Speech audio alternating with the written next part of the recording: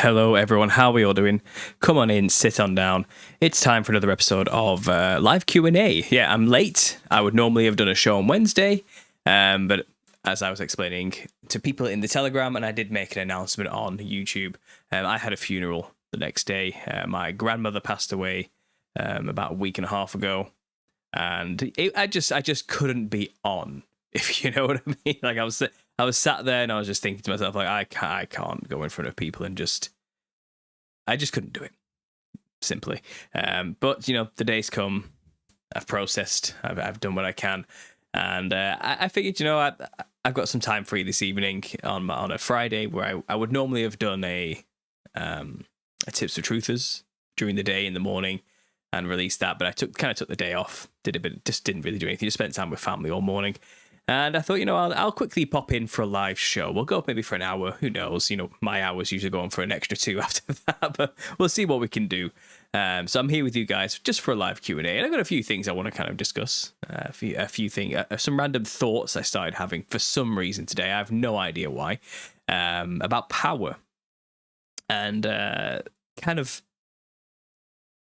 the illusion of power these people have over us and how we've kind of given it to them in a sense, and how we kind of believe that they are what they are, when in reality is we actually do have the power to quite literally just turn them off. And we'll get into that. I'll explain that. The thumbnail is kind of alluding to this concept, isn't it? But before we do that, I want to just talk with you guys for a bit and lead into a few other things and maybe have a bit of a random retrospective rant about kind of the Catholic service I kind of sat through yesterday. You know, and I guess I have some apologies to make here and there as well. There's things that need to be said that I kind of just want to get off my chest and have a therapy. This isn't a truth or therapy session, but I guess in a way it's going to be some kind of cathartic therapeutic experience for me. So bear with me. And yes, I know, first of all, elephant in the room, my beard is gone. And yeah, I know my chin is a lot weaker than it looks, isn't it? But out of respect for my grandmother, she did always say she prefers it when she can see my face. And I cut it all off for the funeral. So that's why the beard is gone. I feel like I've lost the source of all my power, to be honest. But here I am in my... I look 10 years younger. I'm turning 33 in a month, and I don't look a day over 23, I think. Although I think the eye wrinkles may say differently around here. I'm not going to zoom in and show you in Ultra HD the wrinkles, and I think the grey hairs popping up here maybe saying a thing or two as well. But yeah, I'm quite surprised how many years it took off me just having a haircut. I guess the wild, crazy, homeless man look, it was time for a change. It was time for a change. And anyway, let's check in the chat. Who have we got? We've got Pearl here. We've got Crypto Grady. The wife is here as well. She can't wait for the beard to grow back, she says.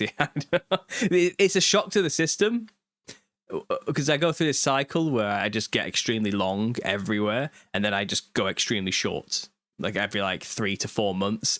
and everyone gets used to one thing, and then boom, I go the other way, and everyone's a bit like, that's weird. I didn't like that. That's kind of too big of a change all at once, Paul. Why can't you just get a regular haircut every 2 weeks like the rest of us? It's like, I'm not spending money on haircuts every 2 weeks. Are you crazy? You know, I'm going to get it done once every 4 months. My quarterly haircut, shall we say, or something like that. And that's enough. You know, it's extortion to get your haircut these days. I'm not doing it. I'm not paying every week. It's a racket. I will not accept it. But yeah.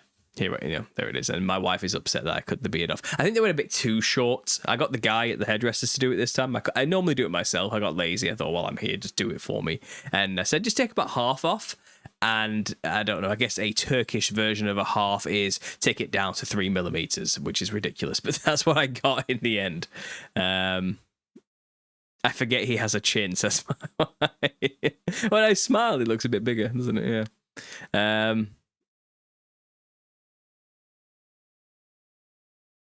Paul, I want to hear your take on the Beatitudes, and also what is your favourite sermon by the Lord, says Michelangelo. I'm going to be honest, I don't know what a beatitude is. It's not something I've ever really heard before. Like I said, I wasn't raised in a church. I wasn't raised religious. I don't know the terminology as well as most people would do, I suppose. So I don't know what to say about that, really. In terms of my favourite sermon, I've never really been one to do that kind of thing. Like, I don't have a favorite anything. Like, I'm not just saying this against my wife. Like, I don't have a favorite musician or a favorite movie or a favorite. I don't really do that.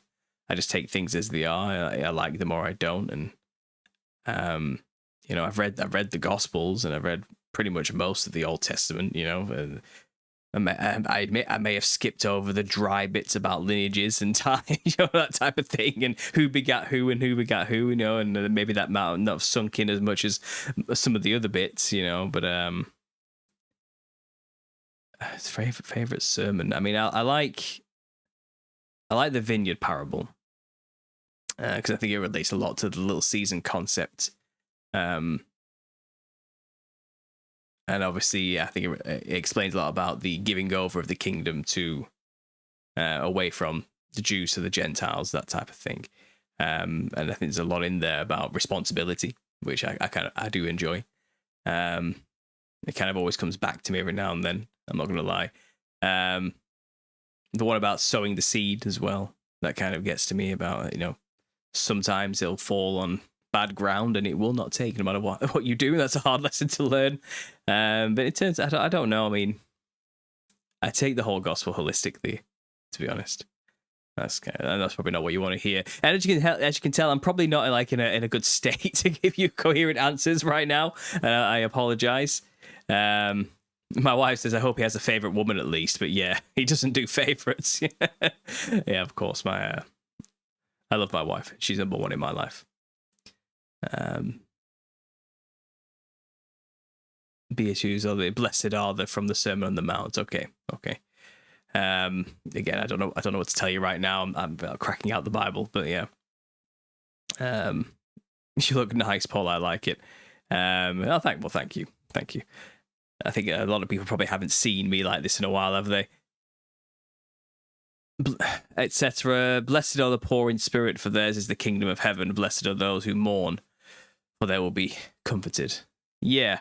See, this is the one thing, like, I suppose I might as well get straight into it. One thing that kind of got on my mind about this. I lost my grandfather 5 years ago. And, you know, for some context, like I took some the photographs get cracked out, don't they? And here is my grandma and granddad when they were young, in their early 20s, when they got married. As you can see there. He's a handsome fella, isn't he? I think I know who I take after. I think you can see the slight resemblance there. And they were together for 65 years. 65 years marriage, no. Strong Catholic, you know. I couldn't fault them for anything from my point of view growing up watching them. You know, they saved up for everything they've ever owned. They were never in debt for anything ever. They ate well. They didn't smoke. They drank, but in regulation. Every Wednesday, every Sunday, they were in church, you know, and they were quintessentially like the perfect typical traditional grandparents, and I was blessed to have them as an example in my life. I really was. And I guess that they have, in a way, impacted me in a big way, because it's kind of, I saw that as an example of something to aspire or a way to be. And I think, again, I fell away. I wasn't religious in any way for a long time. But I guess in a way, their devotion to God and to Jesus and to actually going to church probably sowed seeds in me that I didn't even realize, which have grown for me to be who I am today. And you don't realize these things until you have to kind of start thinking about them, which obviously the deaths and the funerals have made me start to realize and kind of internalize. And when my grandfather died,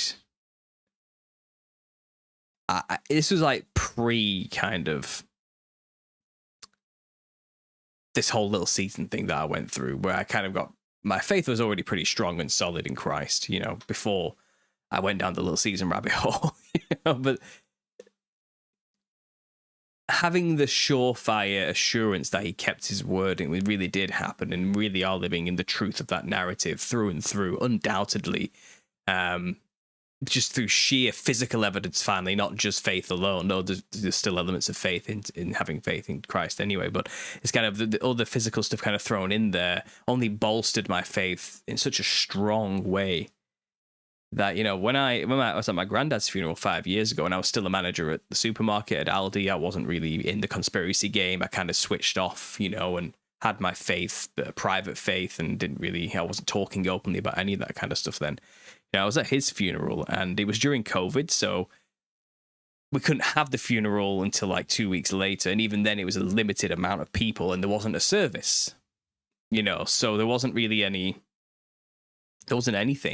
It was just stand around the grave, it gets put in, the priest says his rites, and then it's done and dusted within 10 minutes, because that's how it has to be, because of this terrible thing that's going to kill us all, which was non-existent, that type of stuff. And it's kind of, I was there, and I didn't really cry maybe until like the day after. And it's that idea, that the sting of death is kind of taken away when you have this faith in Christ and God and this understanding. It really is, and but then when I was still I had a lot to learn when my granddad died about more so about, the gospel and have that assurance. Because we can all puff out our chest, can't we, and say, oh, well, I know for sure I'm fine. But when death is at the door and it's in front of you, and people are dying and these type of things, your faith is really tested at that moment. It's like, do you believe? Do you believe they're okay? They're saved and you'll see them again in the kingdom. Do you believe that? Or is it just platitudes until you're confronted with it?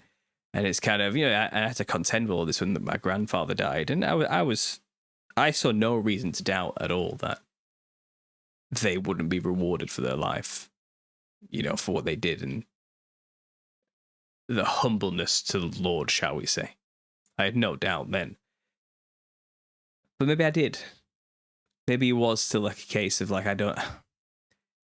the tears, the crying, the fear, the uncertainty, the mourning, the sadness of the loss, I felt kind of took over more during that time than my understanding that something far greater is around the corner for them, and I'll see them again. Did you get what I mean? 5 years ago, perhaps that was more so. And I had to kind of internalize it, and I didn't really show much emotion, but I was really torn up about that, in a big way, because he was such a huge role model to me. He served in the Royal Air Force when he was young, very young. After World War II in the 50s, he was stationed in Hong Kong at a radio control tower in the mountains. It was a really odd position. I think he was an engineer. I think he was just a radio tower engineer. And then he came back and lived a relatively humble life, I think, working in factories and other things like that. But it's kind of, I always just remember kind of idolizing him as a baby in a way. And I guess I'll show you some more photos while it's Paul Stop Story Hour. There's me, my dad, and my granddad. And I'm looking pretty gormless there, as you can see. And there's plenty of photos of me and my grandfather just all over the place. And he clearly was very happy to have me in his life from all these photos. I didn't quite, I suppose, appreciate as much until now. But yeah, that hurts, you know, in many ways, and I grieved harder for that than I feel like I did for my grandmother. But it's different. It's not like I feel any less loss for my grandmother this time, because I've realized I've really struggled to kind of cry over this one, and it's not like I don't love her any less. Did you get what I mean? It's not like I don't miss her, and I'm sad. I guess I have a sadness in a sense, but I feel this time round, I guess I've kind of been trying to deal with this in a way, you know, like it's I'm shocked at how little like I am sad about this, because it's kind of, I know it's like a deep, this deep fearlessness and knowingness that she's fine. She is in the kingdom. She made it. And I feel assured enough that I'll make it too. It's not the end. It's just the end of this physical thing. And I'm there at this quintessentially Catholic service, you know, and they have the incense going in the golden thing, you know, and they have all the rites, and they do the blessings on people, and, you know, they do the sacrament, and they've got the cross with the white sheet over the coffin there, you know. And I was a pallbearer, I carried the coffin, and that, you know, it's heavy stuff, and I mean that literally and metaphorically, you know, carrying a body up at the same time, you know, I'm kind of processing that. But it's kind of, the service was beautiful. I can't deny it. Like, it really was. Like, and she had been going there her entire life, practically, like, to this church, you know. And she'd taken me a few times when I was a kid, but obviously I didn't enjoy those experiences. I've told a few times what happened there and why, but it's kind of, I never. But when I was there as an adult, you know, and I'm watching our family mourn, you know, and my cousin is just in bits next to me. He's absolutely just broken apart. He was always the more emotional out of the two of us, though. But he is, you know, he's distraught, and I'm there comforting him with my hand on his shoulder, and I have my uncle next to me who's shaking his head because he's clearly not religious at all and just doesn't understand what this person's going on about Jesus all the time, you know. And it's kind of, I don't know, it felt strange, because I'm seeing all this ritual, which again is beautiful, and the words are beautiful, and the passages are beautiful. They read from Acts, and they read when Paul is talking to the Sadducees and the Pharisees, and how he's telling them of his faith, and he's explaining, I am a Pharisee, you know, and surely you understand and believe that what I say is true. And there's this distinction between the Sadducees don't believe in a spirit or an afterlife, but the Pharisees do, and the Pharisees are like, Paul has done nothing wrong. Everything. Who's to say a spirit didn't come to him and say these things? And the Sadducees are like, this is ridiculous. And then they'll start fighting each other. And Paul's like, "Oh, I'm out of here." They're talking about that scene in Acts, and I'm like, what the hell does this have to do with, like, my grandmother in any way? And then I realised it's a bit of a cop out, because he's saying, well, everyone's saying this sermon right now because it's the end of Easter, and this is what we talk about at the end of Easter. So in a way, isn't it beautiful that everywhere right now is saying this exact same thing, kind of like in honor of your grandmother, you know? And I'm like, no, no, it doesn't. So that being said, for the laziness of the person who's running the damn thing, you know.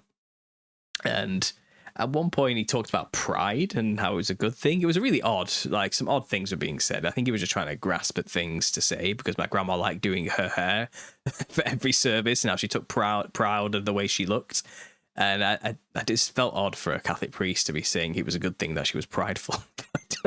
I don't know who's to say, but in a way, you know, I have talked about Catholicism many times on the channel, and how it's kind of just not for me. It's not. It's, first of all, I can't get past the Mary thing. Okay, the Mary, Mother of God thing, and the emphasis on that. I understand the idea of it, intermediaries and veneration, you know, not worship and all this type of thing. I kind of get what you're saying. And I guess there's more credence to the idea of that with the little season understanding that the saints were quite literally walking around at some point, you know, as intermediaries. But the ritual, the circumstance, the goal, the something about it gives more of a cult-like religiosity vibe than a real relationship with Christ type vibe. It all felt like rehearsed lines in a show, you know, and the priest has said this 1,000 times. The organ player has sung these songs 1,000 times. The people around him who's part of it have said the same thing 1,000 times over and over again. And it's like something about it just felt all kind of unnecessary. You know, if they don't need all this stuff, but at the same time, it's like I can see how the emotions involved with it can be necessary for some people in a way. And again, I guess all in all, it was a beautiful thing to watch. And I think is exactly the type of thing my grandmother would have wanted. So I'm happy for that. But again, back to the point, I'm watching all these people mourn and cry, and I just can't. Like, because it's not because I don't love her. It's not because I don't care. It's because there's no sting. Like, it's kind of, I don't feel like I've truly lost her, if you get what I'm saying. Like, and I'm not saying I'm going to talk to her still or anything like that, like a ghost is around or something like this. I just mean it's kind of, no, I'll see her in the kingdom. It's not over. It's not over. Like, she lived an extremely pious life in love for Jesus, you know, and she was saved. That was it. And at the same time, I also know this is very hard for maybe people who aren't religious or people who don't have a Christian foundation to understand. I probably sound insane. Like, I probably sound like a heartless bastard, you know, who doesn't care in a way, but it's not that. It isn't that. And it's more of I wish I could have helped others at this funeral feel the same comfort, that same knowing. And I don't know how I alone could have translated such a feeling to people or to get them to understand that it's okay. It's kind of the fear of death took over for a lot of people, you know. And when you're in that state of fear over mortality, you can see it makes people behave different. It's strange, and it makes them live their life in a way which may not always be necessarily the best way to live your life, you know, because it's more about, well, you know, you only live once, so you end up doing stupid things you probably shouldn't be doing because you think you'll never limited sense experience and time to experience everything all at once, and you tend to make bad decisions and blow all your money on silly things, frivolous things. You know, you have your midlife, then late life crisis. It's kind of, think of it this way. I know this is a really bad analogy. It's just come to me. You know, like people who like take antidepressants. It doesn't make them happy. It just gives them a baseline emotion that they can't go up or down from. Do you get what I mean? I feel like I'm always in that state without the drugs. And it's hard to get me to feel strongly up or down about anything anymore. But that wasn't always the case. I was an extremely angry, combative, emotional teenager and early 20s, and maybe even younger than that. I took everything personally, everything to heart. Everything was a battle. Everything was a fight. I really was like that, you know, in many ways. And people didn't like me. And I understand why, because I was a horrible person. I really was. I guess I was. And it took me kind of a long time to come to terms with that. Obviously, finding my faith in Christ and being born again and kind of being confronted with all those things and having to change and understand and move on and grow and let it go. And throughout the the over decade-long process I've been going through since 2014 when I was born again. It's kind of, I'm not the same person anymore. And like I said, you would struggle to get me to feel much about anything strongly that to me seems trivial. Did you get what I mean? And look, death is not trivial. Jesus wept, for Lazarus. Because death did still have a sting then, before he completed his work. But I think after the work was completed, and Sheol was emptied, and the resurrection was guaranteed, was death's sting now? Why cry now? Why? When you can have that assurance that it is okay. And I guess, I don't know, I didn't realize it until this funeral, but I guess I believe that more than I ever thought I really could. It felt like a test, and it's like,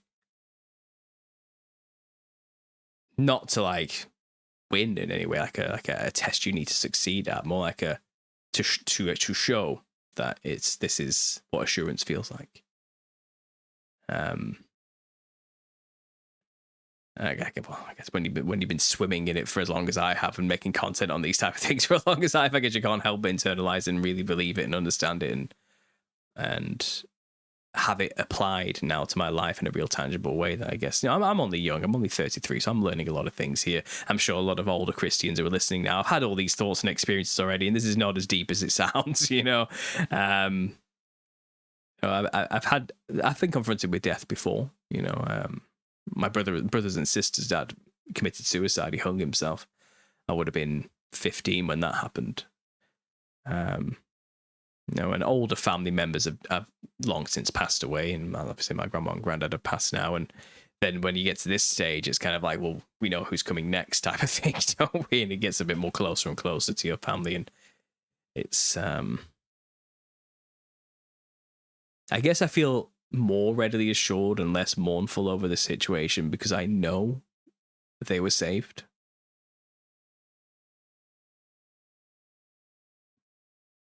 But what can I say for the others,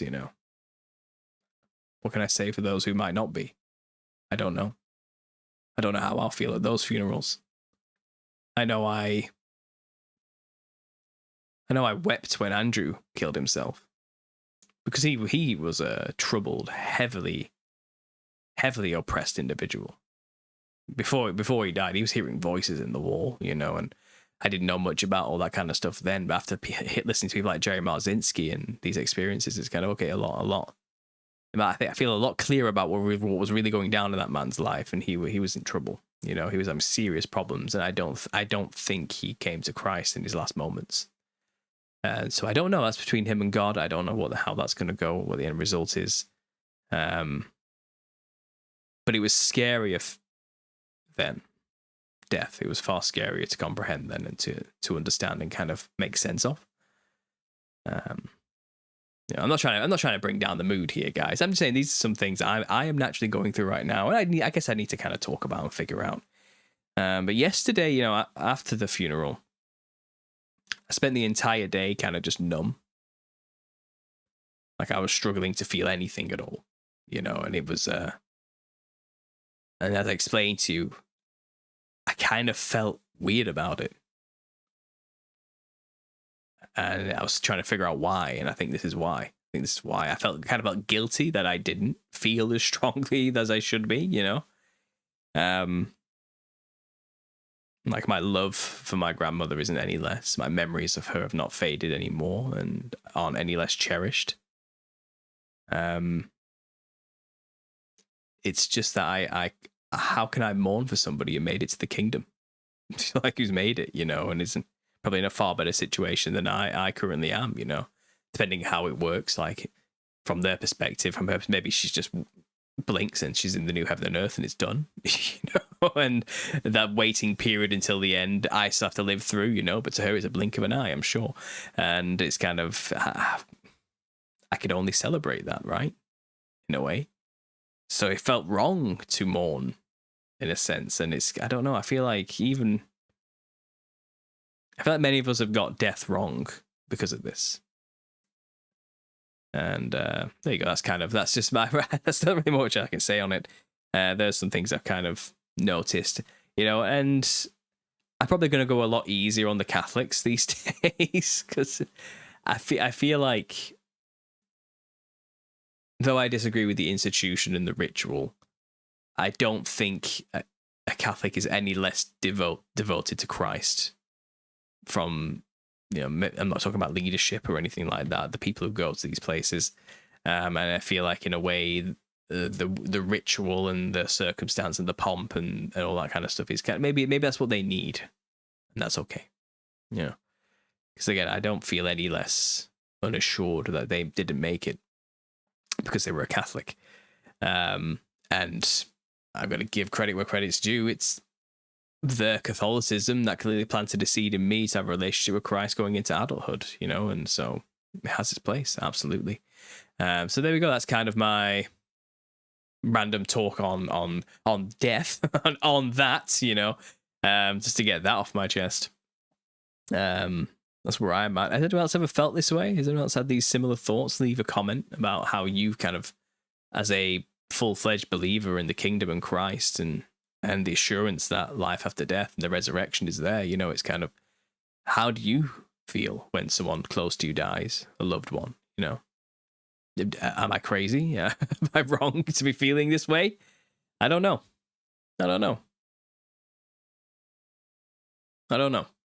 We'll see.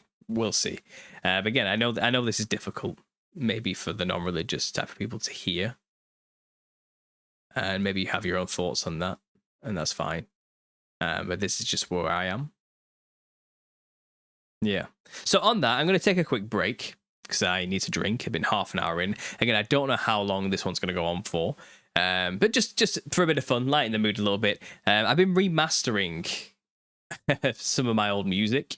I mean, because I made them years ago and I was editing the audio then not very well. I don't feel like I did a very good job. It's a bit muffled and weird, and I was probably using terrible equipment to listen back to it. But since I got this whole new setup, and I have decent audio quality and decent equipment and ways of editing and software, I've been kind of trying to remaster them to make it a bit clearer and a bit better. So I've done 2, and I'll play those 2 songs today. I'll take a quick break now, and I'll play you the first one. This one's called New Age Hippie. I think it's a bit of a favorite for a lot of people who may have listened before. And I'll just play some a video in the background of some Millennial Kingdom buildings, as I usually do, while this one plays. So let me just quickly switch this over here. We got those buildings playing there, yep.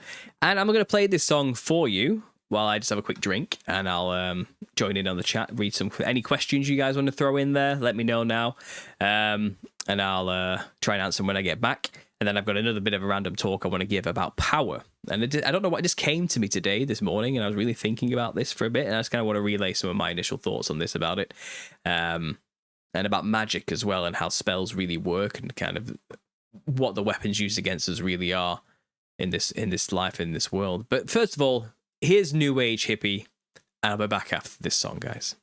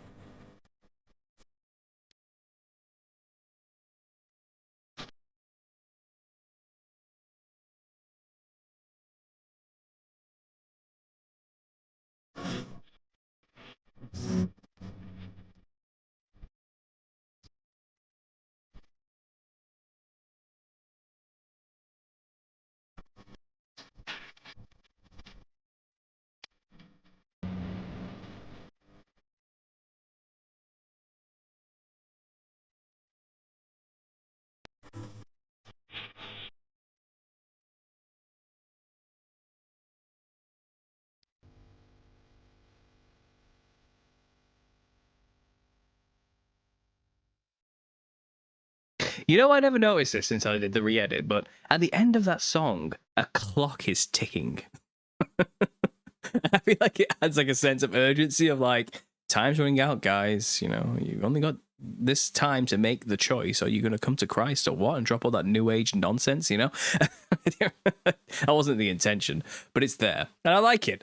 It's going to stay in the song for that reason. If I ever do a remaster where it's all studio quality for whatever reason, I'm going to add a ticking clock at the end just for that specific reason. But there you go. There's the first remaster I did. Maybe the treble's still a little bit too high. It's hard to remaster a one-track live audio recording because it's just me and a guitar and one microphone. That's all that is. There's no layering or anything like that. I randomly threw in a bit of a phaser to make it go like back and forth through the headphones for fun. But maybe I shouldn't have done that. I don't know. But I can't undo that now. I can't take it out of the audio when the original recordings are long gone. My laptop got stolen with all the original recordings on it years ago. So they're gone. But there you go. There's New Age Hippie Remastered, guys. I hope you enjoyed that one. Yeah, so check it in the chat. Let's see what's going on. New Age Hippie is a banger, says Wendy. Thanks, Wendy. I appreciate it. I might release these songs on my Understanding Creativity channel when I finish them. I might add like maybe a bit of a music video or something like that, and maybe showcase all my artwork on that channel. If you haven't checked out Understanding Creativity yet, I just released a brand new show on there, where I'm talking with Chris from Biocharisma, so Christopher Gardner.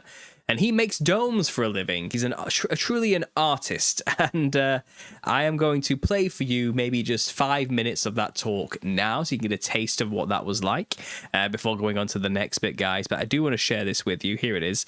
And I'll just quickly whip the screen a bit bigger so those watching can see a bit more. But here it is, guys. Here's what's going on over there at Understanding Creativity. The links are down below. If you like what I do here at Understanding Conspiracy, you will enjoy what's going on over at Understanding Creativity. It's more of the same, just with an artistic spin and base. So here we go, guys. I'm going to play a bit of this for you while I just quickly check the chat, and then we'll come back and we'll carry on with the show. What are these you want to bring to the table today? Oh, wonderful. I am the owner operator of, well, now I've actually liquidated my one dome company. I have Coral Domes that's based out of the Ozarks of Missouri. I don't want to give my precise location. Of course. But essentially, I'm in southern Missouri. My family and I moved here from Costa Rica. In Costa Rica, I had a construction company where we built all different types of homes that essentially match the environment. I got into the notion of biomimicry through permaculture and through biodynamic farming. I had lived on, when I first moved to Costa Rica, I lived on a biodynamic farm, and I was being introduced to Rudolf Steiner and all these ways of how to kind of read the natural landscape and receive the signals from it. And it kind of harkened back to when I was a kid, because my dad told me when I was a little kid, I guess I was like 12, maybe 13 years old. My dad built commercial skyscrapers in South Florida. And so I'd always been around construction. But one day we saw this documentary on 60 Minutes about this old man that lived on the barrier island of North Carolina. And a hurricane came in and wiped all the houses off the barrier island. And the insurance company wouldn't pay the old man new money to move back on there, or to repair a house. They said it's too much of a risk. And he's like, I've lived here my entire life. I'm not moving. So he hired an Italian architect and construction firm that did this unique, novel idea of pneumatic ferrocement dome building. And all that means is they essentially created a bladder, and they filled that bladder up with air, and it expanded, and it had this very special type of concrete on it that expanded with the bladder, and then it set really quick. And I remember looking at my dad, and my dad was like, that is the way. And I was like, I was really, because we lived in Hurricane Central, where I was from in South Florida. And we were, in 91, in 1991, we had Hurricane Andrew hit us, and that was like a nuclear bomb went off.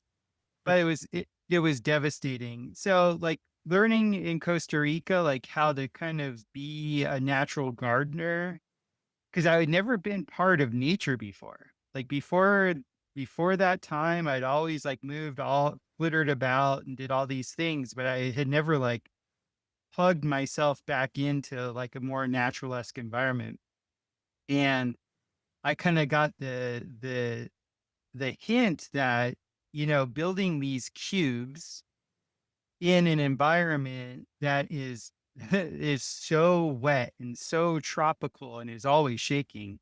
Like where I was in Costa Rica, they got like 400 over 400 earthquakes a year, and a lot of them are minor. You don't even feel them.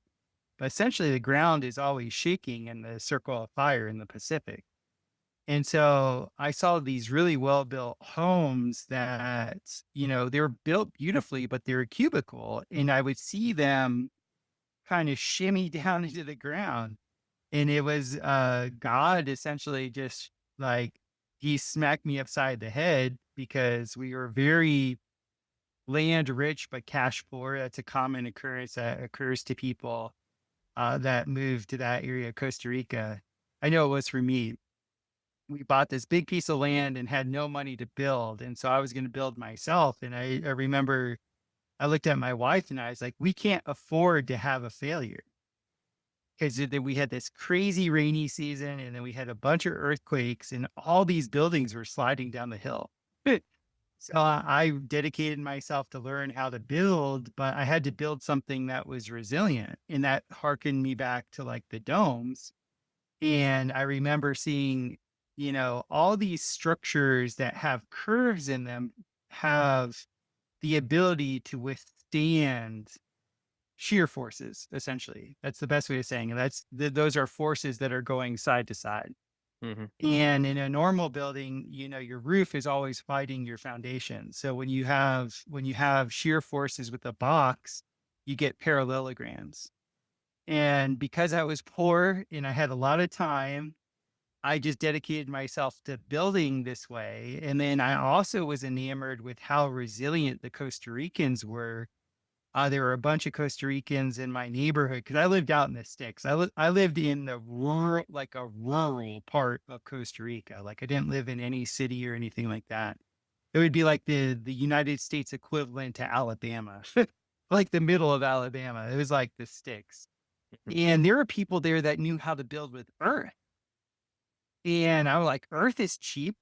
Yeah, that's So true. in my mind, I'm like, okay, I'm gonna build with earth. And I had always been into sculpture. My sister's an architect and she loves paper sculpture and things like that. And my whole family, like my dad was an architect, engineer. And so like we all had this mind for, okay, we can take a two-dimensional thing and make it three-dimensional. And I'm cursed with that. Like if I draw it, it's going to come into creation, like it's happening. Mm. And so I started drawing these domes for my wife and I had a massage client. So at that time, my I wasn't a builder or anything. At that time, I was a masseuse, and that's the way I was making my living down there.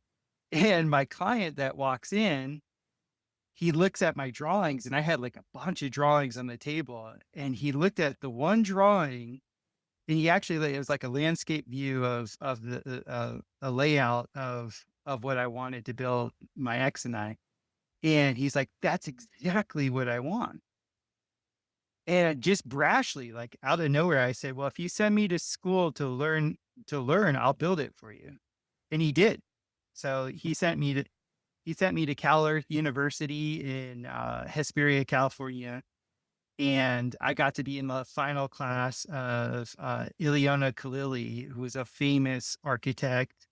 She was the wife of Nadir Khalili, who had started the university, and I had already read a bunch of the books, like he's a master in earth building, and I was just like, okay, I'm doing this. And while I was there, I was showing them the drawings that my client James, saw and he said he wanted. And I remember we were all out to dinner. It was like the third night of the workshop, and I'm like pressing the instructors. Like, so if I do this, what about this? If I do this, what about this? And they look at me and they're like, "Oh, you're really going to do this, aren't you?" And I'm like, "Yeah." Like, why would I come if I'm not going to do it? Mm. And they're like, "You're like 1 in 100." Like, literally, like nobody takes this information and does anything with it. And I'm like, I thought that was nuts. And I was like, It "No." And is. so and I was like, the lead instructor was like, "Well, you can start your practicum with me. I have this project that we're finishing in Joshua Tree National Park. Come stay, extend your trip, and I'll show you some of the finer points." So I stayed, I extended my trip, and it was great experience because I got like real one-on-one experience. And then I went back to Costa Rica, and then it was balls to the wall for 4 months. And we built this massive 3 dome, I think it was 250-ton structure of earth bags, this triple dome monstrosity on the side of a hill. And it was the hubris of youth. It was a huge project to do as my first project. And in a lot of ways, it nearly killed me because nobody knew the process. So, Mm. like, I was running a crew of 10 guys. I was the only one that knew how to pack the bags, because when dealing with earth, you have to do a lot of ramming. That's why it's called rammed earth construction. And I was the only thing that makes it work is the shape, and that's what I cared about. I cared about the shape, the ergonomics, like, why does this beehive shape work? And there you go. If you want to listen to the rest, and there's a lot to listen to, that's just the first 10 minutes of an hour-long discussion, which is fascinating.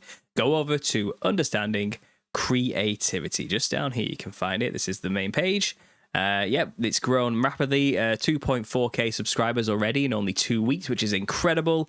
This video of here has gone viral. The Klimt discussion of the Kiss with Susan Faraday, who will be joining me again in a week's time to go through some other artists and some cult artwork as well, which is going to be fascinating. But yeah, go and listen to the rest of the discussion there with another artisan, a master of his craft, the dome builder, which is Christopher Gardner, BioCharisma podcast host. Go and check him out. Go over to this video, go and give it a like, give it a subscribe, go and get this video out, share it around. Honestly, guys, I put a way more effort into this than I do on my main channel here. I put a lot of images to back up what's being discussed, and it was a very time-consuming effort to make those videos. But I'm putting that time into those because it's a passion project for me. I'm talking about creativity and art, which is my bread and butter. That's where I come from. So yeah, honestly, go and listen to that. Links down below to that video and the channel as well. Wendy's also posted it in the group chat if you're listening live, so you can go and give that a listen. So there we are. There's another extra thing for you guys. That I'm enjoying the channel. I'm really happy with it. I think it's kicked off to a very good start. I would say that a very good start indeed, and I'm quite happy about that. So moving on, let's talk about power. And again, this isn't probably not going to be as deep as I'm probably hyping it up to be, but I was thinking about the control around us, the system of control, and I was thinking about the recent kind of hype and fear surrounding artificial intelligence. And I think I was watching, who was this? I think I was listening to Connor and his targeted individual podcast or something. Maybe he brought something up. I don't know what it was that triggered this. By the way, great podcast. Go listen to that. The Cult of Con. He did a great discussion on targeted individuals, and it's a tough topic to talk about. I think he did a really good job breaking down all the ins and outs of it all as well. And that's neither by the by about this, but I think AI was what I was thinking about, and I was thinking about the fear that everybody's kind of generating around it. And even I had my own thoughts when the latest VO3 dropped, and I'm like, look at the state of the quality of these videos now, what they can do with sound as well. And I know it's not perfect, you can still got that uncanny valley thing, but it's kind of, that's a huge leap from where we were just like a year or two ago. Like, and not even that, like 6 months ago. It's getting ridiculously fast now. And where's it going to be in like 5 years' time? Probably indistinguishable from reality. You know, that's where it seems to be going, right? Then I really just had like an out of body psychedelic perspective moment, and I realized like a voice kind of said to me, and I listened, and it was, you know, that's all just on a screen, right? And I let that sink in for a second. It's like something told me, like, yeah, you know, it's scary, but it's all just on a screen. None of it's real. Like, that only exists on a light box that you choose to look at. And if nobody looked at it, it would have zero impact on humanity in any way, shape, or form. And that's where it kind of hit me. And I kind of already knew this, but it's like a slap around the head reminder from the Holy Spirit. A Holy Spirit slap around the face.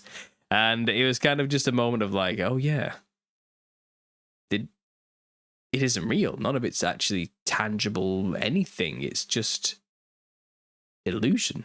It's a bunch of shapes on a screen. When you get down to brass tacks, it's a bunch of wiggly shapes that move and make sound on a box. It's not anything. It is nothing else but that. We have layered and applied our fears and perspectives over it and made it into other things, and maybe plenty to be said for the agendas at play with this thing and what they're doing with it and how they're going to use it as to their advantage to manipulate us, deceive us, mislead us, make us believe things that aren't true. And there's all that. Yes, all that's real and true and scary, absolutely. But if you just didn't look at it, it'd have no impact on you. It would mean nothing, and it would have no power at all. Like, it would be inconsequential to your life and wider society's life if nobody looked. It can't affect us. It can't deceive us. It can't convince us of anything or spin a false narrative to us if we're not looking at it, because it doesn't exist. And because it isn't a physical, tangible, real thing that's walking and talking in the actual world, then it doesn't actually exist in any way that or capacity that can actually damage you or hurt you. And I was thinking as well about how the powers that be have built this control system around us and how it all completely hinges on the screen. All of it. All of it completely is dependent on us looking at their propaganda. And I mean that, like, that's all it is. All of it's based on that completely. And I had this vision, this idea, this understanding of, like, imagine there was an EMP, you know, and all the power just went out. Everything blew. No more internet. You know, backup generators begin or whatever we've got, you know, and things like this happen. People get the lights back on or something like that. It's kind of the infrastructure for, like, the internet and phones and all that sort of thing is gone. It's blown. There's like all the servers have exploded. There's nothing, you know. It's going to take years, if not decades, to get everything back online functioning as it was beforehand and around the clock. Just coordinating everybody to get together to do the damn fixing is going to be a hassle because no one can communicate with it anymore. The lines are down. We're back to square one type of stuff, but we've got the lights on at least. Something like that, you know. And it's kind of, and humanity is suddenly just disconnected. But the programming tells us everyone would just start killing each other. Instantly. Instant withdrawal kicks in. Everyone will just start tearing each other's throats out with the bare teeth type of stuff. We're told it's a terrible thing if that happens. It will send us back to the Stone Age, they will say. And all the movies that have kind of come out surrounding this concept, all the programming we've had through the media, through the screen, telling us what would happen if that was the case, is that we would just completely and totally destroy each other. And it would be hell on earth. And we'd be, you know, I don't know, just living in our own feces again, you know, and the plague would come back, and it'd just be, and we'd all be starving to death, and I don't know, everything would just be awful. And I realized, actually, although they put the fear onto us, the people, that an EMP is the worst possible thing to happen to us, I realized that's actually their biggest fear. I'm starting to think, actually, no. The truth is, that would be the best thing to ever happen to us. if we were suddenly all just unplugged from the machine in a literal sense. That would actually give us our ability to think and reason back. That would give us back our autonomy and our need and desire to build and to secure a future for our family. It would actually give us back strength in the long run. And I know initially there would be an extreme ripping off the band-aid situation of hospital beds go down, people will die. I'm not saying it's good. That's terrible, because we are in a way so hyper dependent on the system as a whole, with the electricity involved, and like there would be a serious problem if an EMP went off, and yet people would suffer and die initially. It would be chaos initially, but in the aftermath of that, humanity would be back in a situation where they have to be strong, they have to work, they have to find values in things that are wholesome and necessary again. There's no time for frivolity. There's no time for entertainment or silly games. We have to build. We have to work. We have to be cohesive. We have to build community. I think reality is humanity would actually thrive very quickly in that scenario, not fall apart. Trade systems would come back into place, and people would grow their own food again. And it would actually we would no longer be dependent on a electronic system in any way. We just wouldn't. And no longer do we have propaganda day in, day out, locking us into their narrative. It would be gone. It wouldn't be there anymore. So really, a complete power outage, which we've been trained to fear, would actually be their biggest fear, the controller's biggest fear. That's their problem, because they lose everything if that happens. And it's kind of, we've had a lot of talk about solar flares recently and all this type of thing. You know, stuff is coming that's kind of like knocking out the power grid in Europe in certain areas, and it's kind of, hyping up fear and drumming up fear and all this type of stuff. And like, what if we got this all wrong? What if that is literally God saying, I can take all this away at any moment? You think you're in control? You're not in control. What if he's like laughing at them? He's taunting them and mocking them, you know? It's kind of like, your system is only based on weak, fickle fuse boxes that can just be blown at any moment, just through a little bit too much power, you know. And God has all the power, and He can send that at any moment. And it's maybe that was what's really good. I'm a bit of a I'm spitballing here, you know. But I'm just thinking about how the propaganda has trained us to fear such things, when perhaps it's not really our fears that are being emphasized in the media. And this comes back to the whole idea of, we actually have the power, okay? And I thought it was funny that on a remote control, the red button that turns the thing on and off the screen is called a power button, okay? And I get, you know, sending power to the machine to give it energy to turn on, and you can use power in its literal sense, you know. But I'm thinking more in an authoritarian, in more like a sense of authority. It's quite fitting to call it that, because if we have the, first of all, power alone is there. By turning it on, we are giving our power to them. We are saying, or making an agreement that I am going to listen and watch what you are going to show me, and I'm going to play along.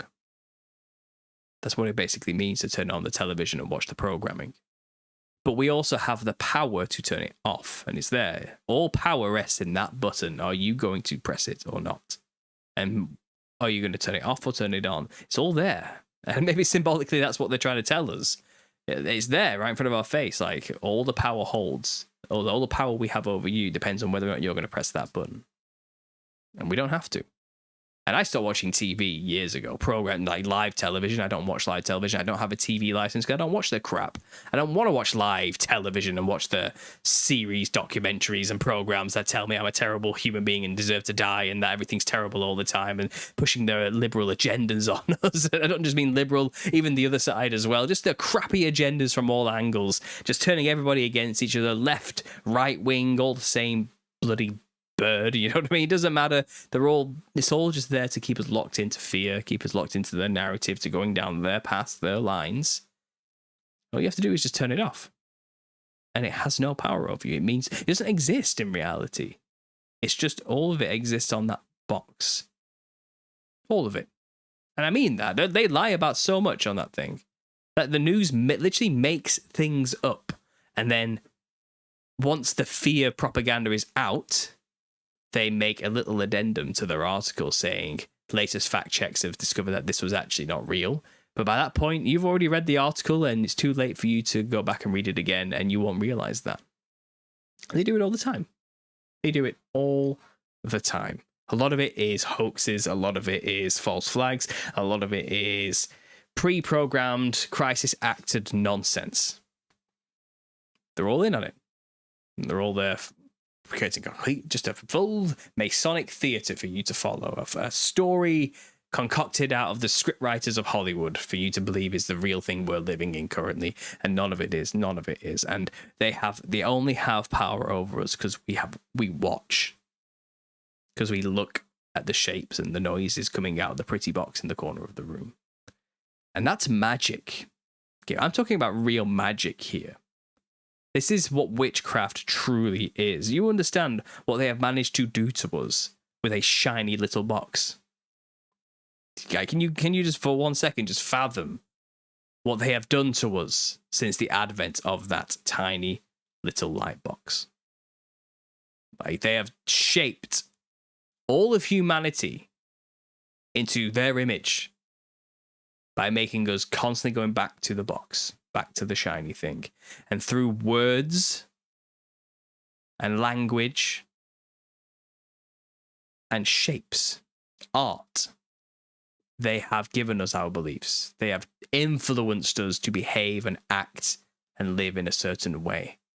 That is witchcraft. Okay, they have cast spells onto all of humanity through the box, and we have changed the way we behave because of it. They have exerted influence over people without ever having to actually meet them or touch them or speak to them themselves. Okay, and by controlling masses and swaths of humanity this way, they are quite literally wizards and witches. That's what they do. That's real magic. That's what magic actually is. People have this Hollywoodized, fantasized, silly image of magic, of illusion and pulling rabbits out of hats or sparkles flying out of the tips of pieces of wood or something like this, you know, like in a Harry Potter style. And it's kind of, no, that's a dramatized version of the reality of the situation. And I bet there are even a lot of ex-Satanist witchcraft people out there who are like trying to tell us it really is silly things like that.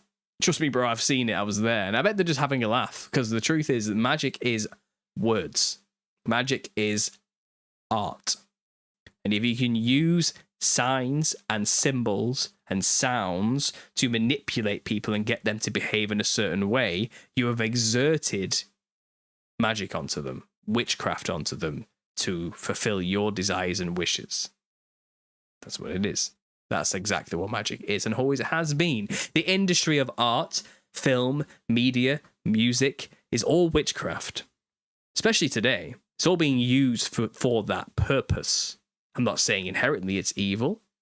God uses the artisans for his glory in Exodus, as someone pointed out to me today.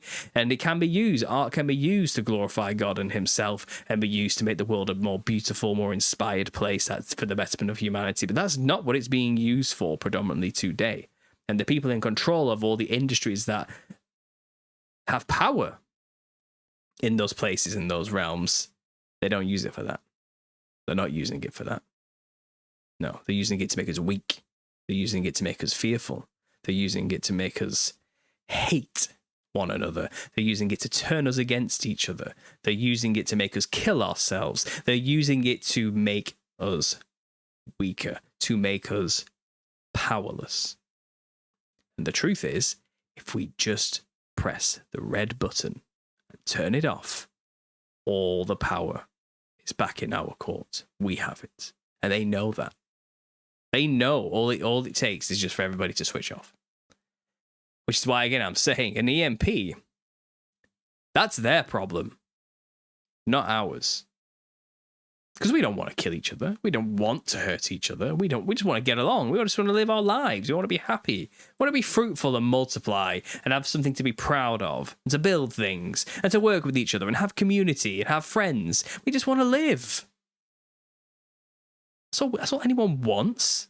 The basics, the bare necessities of existence. And we'll be happy with it. We don't need all the power, the money, the status. We don't need any of that stuff to be happy, to have moments of happiness and stability and comfort.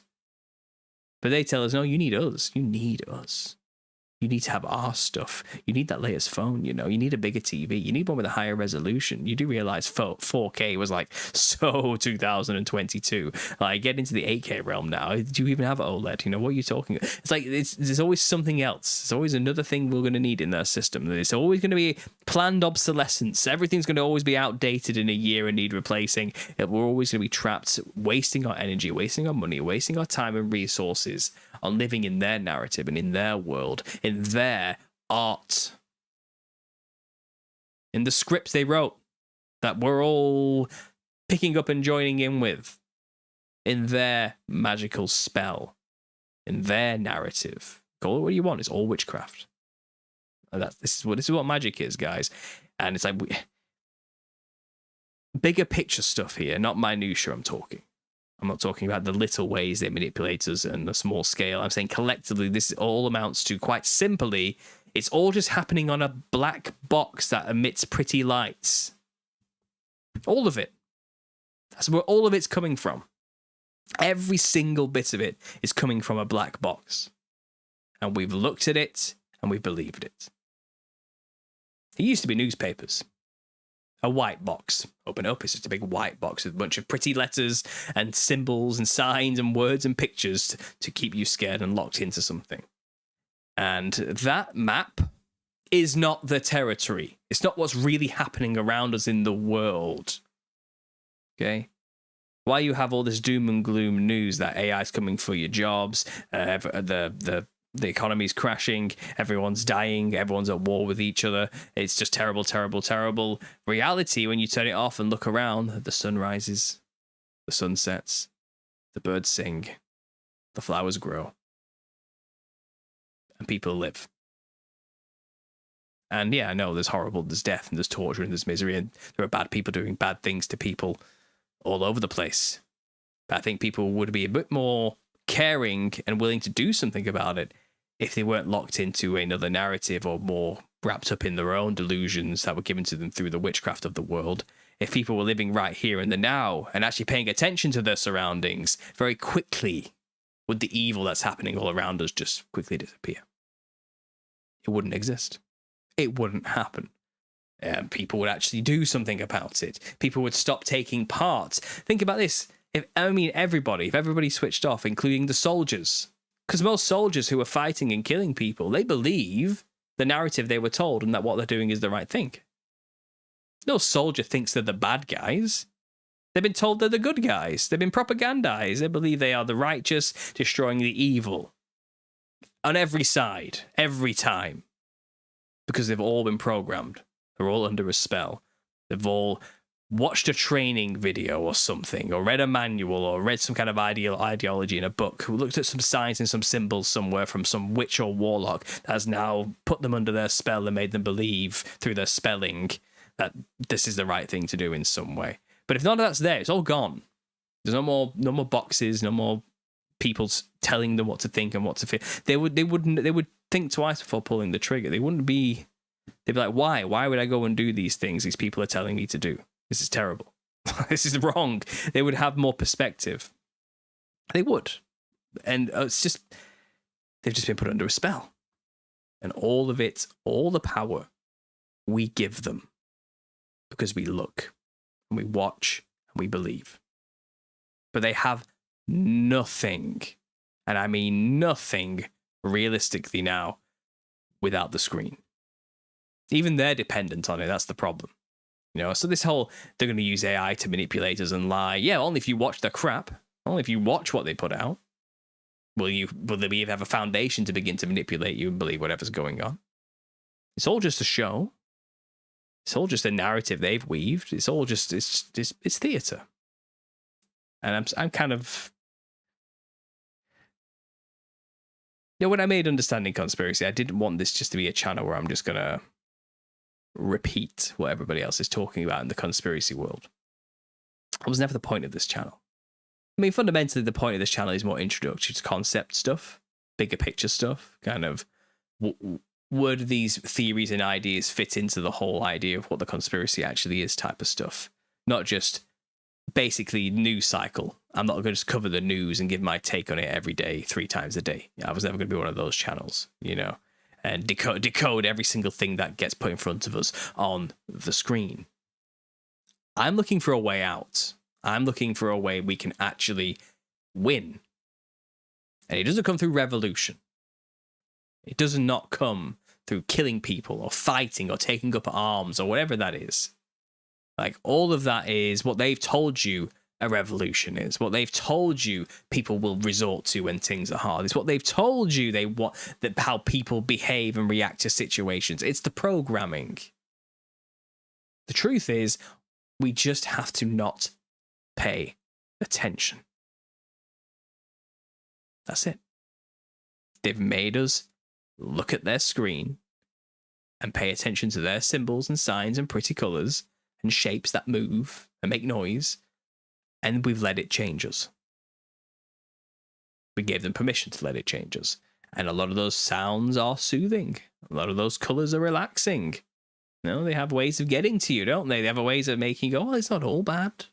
You know, as long as I've got my stories, I'm happy. You know, they have a way of getting you to be complicit, to be lazy, to be passive, to be nihilistic. You know, to just go whatever. What can I do about it? You know, that type of thing. You may just to pacify us because they give us your bread and circus and the rest of it, while also bombarding you with everything to make you weaker, to take away your power. And why such a heavy concerted effort? Why always the fear cycle in the news? Why always doom and gloom all the time? Because they know they don't have any real, tangible control or power over our souls and our minds and our capacity as humanity. They know we outnumber them on a vast scale. They know it all hinges on us believing their narrative. That's all it hinges on. And if we just stopped looking, they'd be screwed. They know that. So they tell you need us. You can't live in today's world without a phone. Like, what are you going to do? You know, how are you even going to work? That's how they get you, isn't it? But the truth is, you know, well, you can have a phone that can call people, but do we need the media? Now, if we're going to have to live in a world where it is there, whether we like it or not, we can at least decide what media we're going to watch. We can at least decide who we're going to support. We can at least decide what we're going to encourage to grow. We can choose where our attention is going to go. At least. And even then, it's a minefield. Because there are people out there, even in the alternative scenes, who've infiltrated, who are just there to kind of get you, you know, and lead you down the wrong path eventually, one way or the other. They call it controlled opposition, don't they? And it's anyone who's anybody in the conspiracy world knows about controlled opposition. And we all have our theories who is and isn't that going around. I get accused of being it because we're all hyper paranoid. We're a hyper paranoid bunch. We're all conspiracy theorists. So I empathize. I get why people would say stuff like that. Whatever. But as long as we're aware of that and we're keeping our wits about us and we choose who we're actually going to pay attention to and where we're going to get our information from and what we're going to believe, then at least we're thinking, at least we're kind of out of it in some way. But I think it's healthy for all of us to detox from this stuff all the time. Like, as Christians, we fast. I intermittent fast as often as I can. We practice abstinence from stuffing our holes with things, you know what I mean? and gorging and do it. We practice that, don't we? And we try our best to keep ourselves pure, keep ourselves clean. We detox. We do what we can. And we fast in honor of denial of self. Okay. We should be applying that same logic as well to television, entertainment, arts, and all these other things too, because they are being consumed by the eyes and the ears. It's still things going into holes at the end of the day. It's the exact same thing, okay? Frequency and light are still things. They're still tangible things that we put into our bodies and allow them to change us, just like food, just like alcohol, like liquids, like drinks, like anything else. It's the same. And I don't think many people understand that. I don't think they grasp that those are the weapons being used against us. We do not wrestle against flesh and blood. Fundamentally, we wrestle against powers and principalities, spiritual wickedness in high places. And by high places, I think they mean frequencies and sounds, things we don't perceive as tangible, but have just as much impact on us anyway. And I also mean literal demons, bro. That's a shout out to Demon Erasers there. But I also think that too, and fallen angels and the rest of them, and the prince of the power of the air, Lucifer, who fell like lightning from heaven. They have control over these frequencies and sounds in many ways. They understand it intimately, can use it to manipulate us. I think we're up against it, spiritually speaking. But the weapons that these forces use is the screen. That's a number one weapon. Do not forget that. And I'm not blind to the irony that I'm telling you all of this on a screen. I'm aware of it, okay? I'm hyper aware of it, in fact. And I don't know what we can do exactly, except practice some form of fasting from this. Some form of denial of self and some sort of gain some self-control to at least say, I'm not going to watch their stuff. I'm not going to do it, And trust me, the first step is just turn off the news. Believe me, it helps. Okay? And join my Telegram, because everyone always talks about the latest thing that's going on there, but at least you hear it through a filter first, where a rational thinking mind has given you an opinion or an idea about how we should be thinking. What are they really trying to say with this? Okay, rather than just taking it at face value to what the talking heads have told you on the news instead. At least getting that realm, But fundamentally, when it comes to power, okay, all the power lies in this. This is what they've got. This is all they've got. This is what they've got to get to us, okay? And it's working. It's been working for a long time. They've mastered their craft, okay? And all it takes is just turn it off. That's all we have to do. Just turn it off. So there's my rant and revelation on power at the end of the day. It's all just a bunch of lights, shapes, sounds, and colors and symbols on a black square. That's what's controlling us. And it's absurd. This is a psychedelic perspective. When you take psychedelics back in the day, when I used to do that type of thing years ago, before I was saved, a long time ago, that is one of the things that hit me the most. Seeing what's really, because suddenly books don't make any sense. The words are not words. It's just a bunch of squiggles, TV looks weird. It's just a bunch of talking nonsense, flashing images, and you can't make sense of it anymore, that type of stuff. But you see all these people staring at it who are still sober, just watching these things and absorbing the energy coming out of the screen into them. And it's like, and you're there outside of it suddenly in this other perspective. It's kind of, what are they looking at? That makes sense. Why are they doing that? What an odd thing to do. Why do we do these? You see it suddenly, as like an outside perspective. And I'm not saying doing psychedelics is a good thing, but it's just one thing, observational thing I did notice back in the day when doing them, and it was hyper apparent then. So what this description I'm giving you now is a psychedelic perspective on the situation. And maybe just a hyper spiritual perspective on the way of doing this. It's how the spirit sees it, from outside of the flesh, shall we say. And psychedelics have a habit of making you hyper aware of the non-fleshly reality around us. So maybe that's all it was. It was a cheat to get that perspective, but you don't need the psychedelics to gain this perspective. It's not necessary. What I would say is this is just what having a true spiritual understanding gives you in terms of perspective of what's really going on around us. And when you see it and grasp it, you can't really live in the world the same. You can't. And I still feel like it's absurd now when I see my family around the TV watching some news report and believing it. And I'm like, it seems laughable, doesn't it? Because you can see how that newscaster they trust, the local person who has their accent, saying it in the way they can understand, is literally reading a script. that was just given to them. It's like they probably don't even know what they're saying. They're probably not even listening to themselves say the words that are on the teleprompter in front of them. They're probably not even. They're just saying the words, and everyone believes it. Everyone believes everything, and it's just keeping them going along, and it's an endless cycle. And it's kind of everything gets memory hole. There's one memory hole after another memory hole after another memory hole. And everyone's forgotten about what the big scare was a week ago. And it amounted to nothing, and it was nothing because it is nothing. And it is never anything. It never will be anything. It'll always just be keeping you locked into the narrative that the big, scary, bad things around the corner all times. And it never comes. And they're just slowly just taking your power away from you a little bit more each time.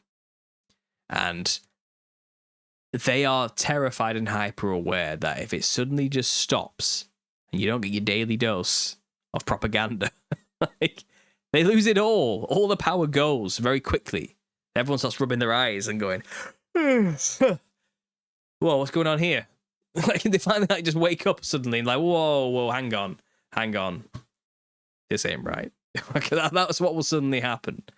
And they know it. They know that. They know it. And I think they're getting a little bit worried that we now know that they know that. And, they're not happy that we know that they know that. This can go on and on with that one forever, can't you? But I think people are realizing what's happening now. And they're trying to control that too. Okay, and controlled opposition is involved with this system to try and catch those people who are waking up and still lead them down some silly path that ends up putting them back into it somehow, even though they'll think they're out of it. And that's what they always do, And they will give us our heroes, but even those heroes would have no effect on us if we just turned off the screen, because they can only get to us through the screen. They can't knock on everybody's door individually and propagandize them. They don't have the staff. Okay, they can only get to us through their communication devices that they've forced us all to have in our pockets. That's all they can do. It's the only way they can do it. And they know it. So there you go. There's another random rant. I'm going to have another break. I'm going to play for you guys another one of my songs that's been remastered. This, again, was recorded about 10 years ago. So it's a 23-year-old, 22-year-old Paul singing this one, okay? Maybe not. I don't know. Maybe I recorded it when I was saved. Maybe it's about 10 years old. I don't know, something like that. Maybe. I don't know. Who cares? Anyway, it's called I Know. Not an imaginative name. I know. I wasn't trying to be imaginative. It's just one of the things I keep saying throughout the song, so I guess it should be called that. But I've remastered this one for you guys, and I'm ragging on the New Ages again. And it's a bit of I'm screaming to the ether with this one, just out to the world about, I'm getting pretty sick of this nonsense. That's basically what this song is. And it's kind of, we need to drop the New Age bullshit. We need to come together. And we need to realize that we're kind of being played here in a big way. And I suppose this song, without realizing it now, only just thinking about it, maybe relates to what I'm talking about taking back our power. So here's another song. I've remastered it from 10 years ago, sung by yours truly. I'm going to play the lovely slideshow of Millennial Kingdom buildings again. But you know what? I'm going to move it up a little bit so it's kind of, we're looking at some new stuff from last time. There we go. And I'm going to play the song for you now, guys. So enjoy this one.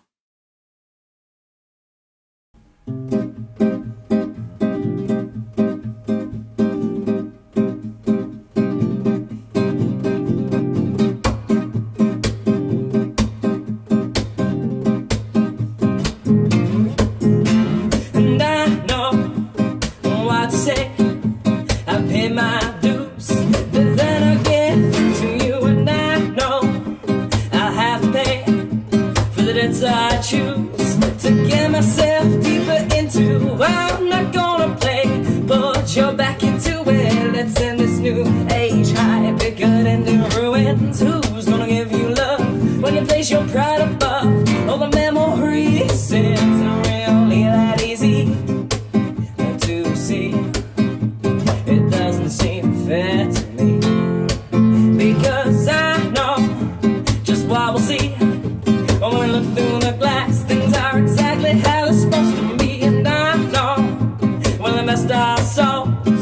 to the machines of capitalistic control, but I'm not gonna play them, but you're back into it. Let's end this new age high, be good and new ruins. Who's gonna give you love when you place your pride above all the memories? It's really that easy to see.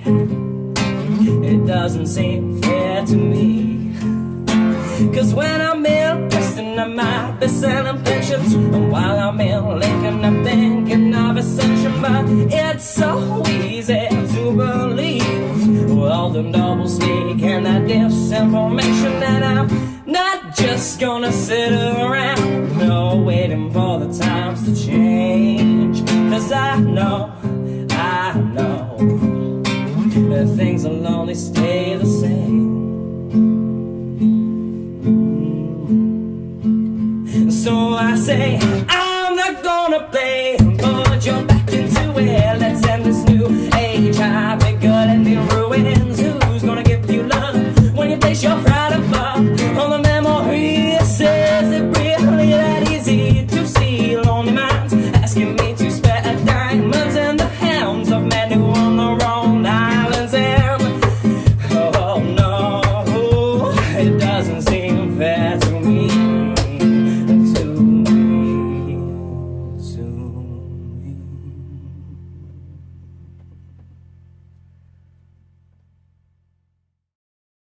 It doesn't seem fair, does it?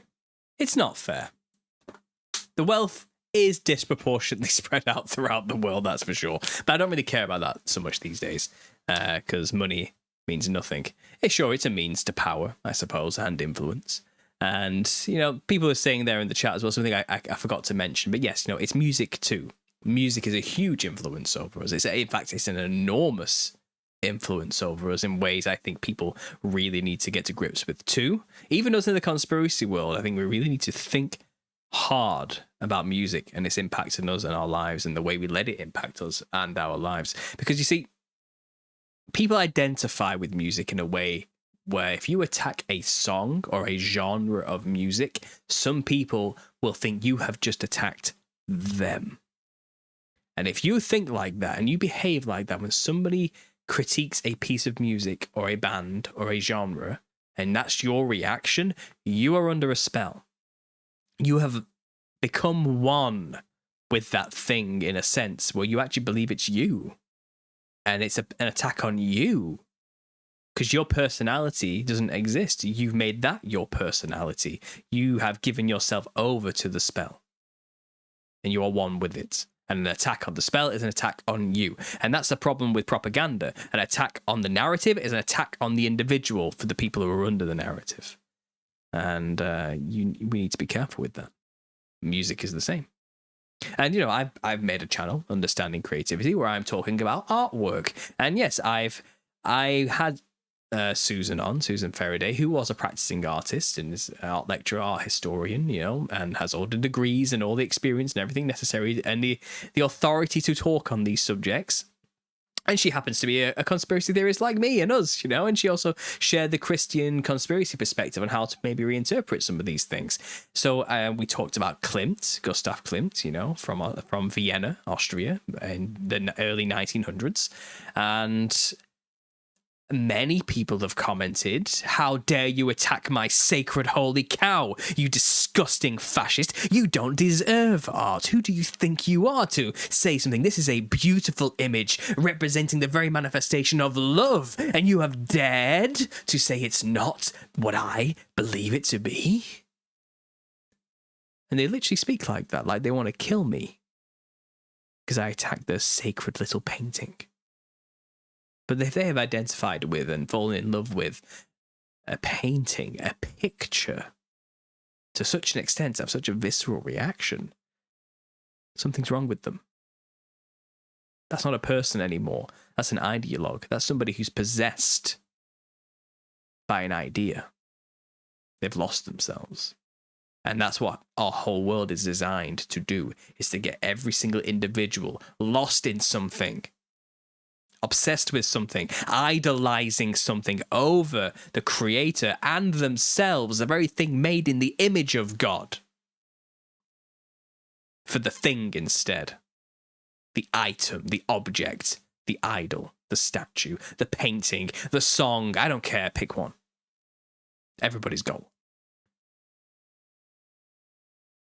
I've never been able to do that.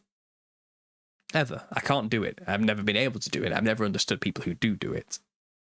I said at the start of this, someone asked me, well, you know, what's your favorite part of the Bible? And it's kind of, I don't do that. I can't do that. I don't have that. It's not the way I view things. Like, I don't see the Bible as a piece of artwork that needs to be broken down and loved and cherished from many different angles. Although you can do that in a way. To me, the Bible is just a way of communicating the message of the gospel. And I don't have favorite bands. I don't have favorite artists. I don't have a favorite genre. I don't have a favorite. I don't follow celebrities or idols of any form. I don't see people as better than anybody else because they sung a song in a certain key or played or painted a painting. I've never seen people like that, and I can't see people like that. And I know people do. I think maybe this is why people have never liked me that much, because when I do see something that I think is ridiculous, I say it. And then people get upset and offended that I've attacked their personal idol or the person or whatever it is, or artwork. It's kind of, I've always been a critiquer of art, because if it's bullshit, it's bullshit. And I'm going to tell you that. I don't care how you feel about it, you know. But no, people do not like it. People do not like it when you attack their music taste. They take it very personally, very personally. You know, my first insight to how much of an impact art and music has on people, and they do it subconsciously. And now I've told you this, go out there and observe for yourself and you will see what I'm talking about. Okay, I probably do it.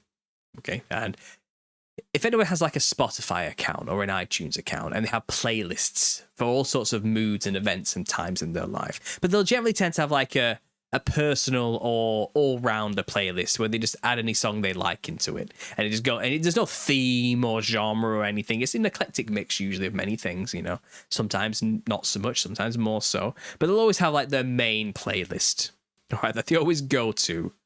Okay, if you just get that playlist of a person and you listen to the top 20 most recently added, and I guarantee they'll be the ones they're listening to the most currently in their life. All right, probably won't go much lower down in that playlist. They'll keep circling back and starting from number 20 up to 1, and it'll just keep going like that, you know, wherever they are. And I bet if you just listen to those 20 songs, you can make a full psychological breakdown profile of what they're feeling currently in their life, what their direction is, what they're thinking about on a daily basis, and generally what their personality is and who they are as a person. You can deduce it very quickly from those 20 songs if you really listen, if you really pay attention to the lyrics being sung, the words that are being cast, the spells that are being cast through the music, and then listen to the general tone, and everything else is an afterthought really, but it kind of comes in with the package, you know. But you can make a full psychological profile on somebody very quickly, and it'll be true, it'll be accurate, because people speak through these things, and I have identified solely with them in ways that are just odd. It's odd. It is odd behavior, and it doesn't seem like it when we're in it, because we all do it. But from an outsider psychedelic perspective, it's strange that we do that. Very strange. And that we can so easily be understood through the sounds we've identified with and that we attach to ourselves and compiled and took away in the little thing we call a playlist. And we're very transparent because of these things, is what I'm trying to say. And if you don't think companies have not nefariously been using that to their advantage, then you're naive. If a company or any companies or anyone has access to your playlist and the music taste, they can very quickly make a psychological profile of you. They can. And then they can know what to target towards you. They'll know what you're thinking, where you're going, what you're planning on doing next, and they can control you quite easily and place things in front of you to tease you, to lead you, and to send you into places. They can do that. And we publicly show it everywhere. You know, we do these things. And it's kind of, I only realized this because at university I had a friend who was going through a bad time and a breakup and other things. And I remember listening to the music he would always play, and I very quickly realized, wow, Like that's just him. That's his person, right? That's his personhood right now. That's who he is. Everything about every single song he's chosen to listen to over the past month is just him screaming to the public, listen to me, this is how I'm thinking and feeling about everything, but he can't personally say it. So he does it. So he subconsciously is doing it through the music that he's chosen to compile into his playlists. And people communicate through music with each other. They'll say, oh, listen to this song I've just been listening to recently, and they'll want you to listen to it. And it'll be a massive underlying backhanded message to you that they couldn't say themselves. Subconsciously, they don't realize they're doing it, but you realize you're trying to tell me something through this song that you can't say out loud with your mouth because you don't know how. And it's kind of, you probably don't even know you're doing that, but I can tell that's what that song is trying to say through context and what's been going on in our lives recently and stuff like that. It happens all the time. And that's how powerful art and music truly is. We've seen something similar happen with memes. People can't communicate with each other anymore, so they talk through memes instead now. It's the same thing. We use artwork to communicate things and concepts and ideas and emotions we otherwise can't communicate effectively ourselves. It's powerful. And that's beautiful in one way, but it's being heavily abused by the people who control us in another way more so. And when you're playing with art, you're playing with fire. Because it's a weapon. And it's one that is being utilized against us in a big way. And if you don't understand creativity, then you are subject to it. And I guess that's probably why I made my channel. That's a nice segue, isn't it? Yeah, go and check out Understanding Creativity. Come over. We're getting into this type of stuff. I might even trim this little clip from this channel and post it on there so people can get the gist of what I'm going for here. But yes, art, music, all of it's witchcraft. It is. Yeah, I know I sound like Brian. It's demons, bro. But I mean witchcraft without the illusion. Witchcraft without the silliness. Witchcraft without the magical, colourful blasts of sparkles. I'm talking just straight up manipulation. Manipulating people with words, sounds, and symbols and pictures. That's witchcraft. Always has been. Okay. And there's a meme for that, isn't there?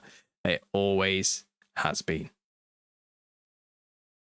So there we go, guys. There's a rant. There's a rant about creativity, a rant about control and power and art and the rest. Things near and dear to me in every way. I'm not going to end this tirade anytime soon. I'm going to have to explain this clearly on the Understanding Creativity channel because I have an audience on there who are not conspiracy theorists. I have gained a lot of new subscribers, not from you guys. They're literally people who are just art lovers and perhaps haven't gone quite as deep down the rabbit hole as we have about many things. I think they're in for a bit of a system shock when they start really hearing the type of person I am. Maybe they find this channel, I think it's going to get a little bit weird for them very quick. But I'm going to try to blow wide open their tiny myopic minds to get them to think just a little bit outside of the degree box that they all ticked when they went to university. That's my agenda. That's my goal. That's my personal little side project. We'll see, because they all think they're so smart. They all think they're so wise because they got a good grade at university or in college. They got the little art major. They did a little art history, little lessons and classes. Now they think they know everything about what was really going on back in that time. Because they believe the narrative that was weaved for them in an institution that's heavily controlled and is wanting them to believe a certain thing happened in a certain history so they can think they know where they're going in the future. But it's all laid out for them. It's all the show. It's all a plan. Yeah. Let's tell them that. Let's smash those illusions wide open for fun. For fun. And we'll do it for fun, if not just for the sake of the truth and for the sake of Lord Jesus Christ and the Almighty Father in heaven. Let's just do it for them, if not anything else. And also while have a laugh while we're doing it. So there we go, guys. I'm done with it. Anyone want to say anything at the end? I'll do some last minute shout outs. And maybe I'll end this show with another song. I don't know what I've got somewhere on the back. We'll see. But yeah. Don't sugarcoat the truth. That's true.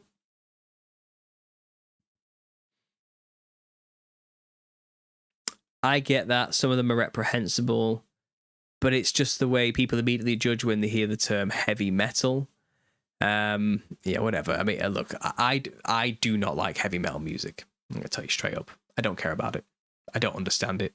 It doesn't appeal to me in any way at all. I'm not angry enough to jive with it, but I know some people are and they like it. And I know there's a lot of proficient technical skill that goes into making some of these songs. And I get it. I can appreciate the talent behind it, but I will not be caught dead listening to it because I just don't enjoy it in any way. And I guarantee what I just said pissed off about 30% of my audience. And they're angry about it and they took it personally. Why? I'm going to tell you that right now. Don't take it personally. It's just a taste. Paul's thoughts here on stuff actually brought all this out for me, and y'all are my family, and that's why I'm asking, doing Geneva Bible reading helps some? Okay, I don't know what's going on there.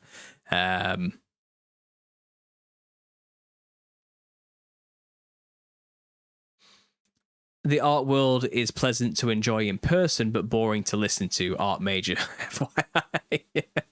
Yeah, it is. It is. Only when you believe their crappy narratives is it boring. But when you actually get under the surface, you realize, oh no, these guys were all in on something nefarious. I feel like they've all come out the woodwork to purposefully create movements which are slowly leading us into a further and further degradation of beauty standards. We're told it was just an organic, natural story of the progression of art and artistic styles throughout history.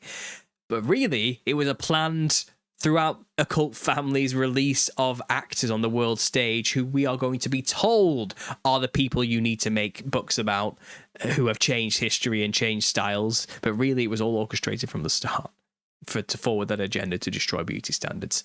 Right now, it's a hunch, but I feel like I'm going to uncover that that's probably more likely the case, based on everything else we've learned throughout our time here on conspiracy research, you know. Paul, have you ever watched the older movie Rocky and Bullwinkle? The bad guy plots to enslave the world by hypnotizing people with TV. No, I've not seen that. I think that's more of an American thing, isn't it? That cartoon. I've not seen that one. But yeah, hardly surprising. Hardly surprising, yeah. I love metal. Unsubscribe, says Black Sheep. All right, bye. See you in a bit. That's your problem, not mine. Mike Jones, I'm 100% sure thanking him for the blessings we get is paramount. Let them mosh it out, says Pepe Sylvia. Yeah, let them just do their thing over there. Whatever. I don't have enough angst to care about heavy metal. I just don't have it. It's just not in me. The art world is pleasant to enjoy. Pepe, lol. Thanks for your live, says Saul. No problem.